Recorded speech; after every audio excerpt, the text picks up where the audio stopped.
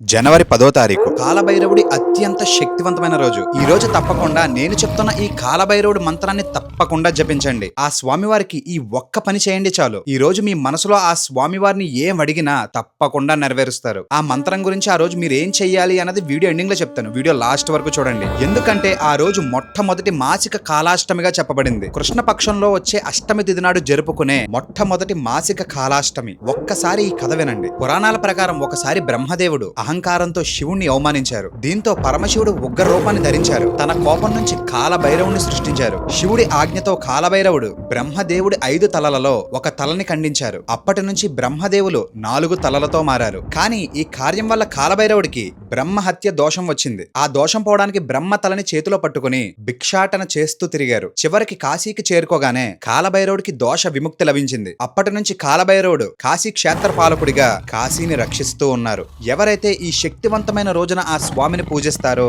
వాళ్ళకి ప్రతి రంగంలో విజయం లభిస్తుంది, ఐశ్వర్యం లభిస్తుంది, ఆరోగ్యం లభిస్తుంది. ఆయనకి ఉన్నంత శక్తి కూడా వస్తుంది. ఇదే ఆ మంత్రం. ఓం కాలకాలాయ విద్మహే కాలతీతాయ ధీమహి తన్నో కాలభైరవ ప్రచోదయాత్. ఈ రోజు కాలభైరవుడి గుడికి వెళ్లి ఈ మంత్రాన్ని 3 సార్లు జపించి కాలభైరవుడి వాహనమైన కుక్కలకి ఆహారం పెట్టండి. అంతా మంచి జరుగుతుంది.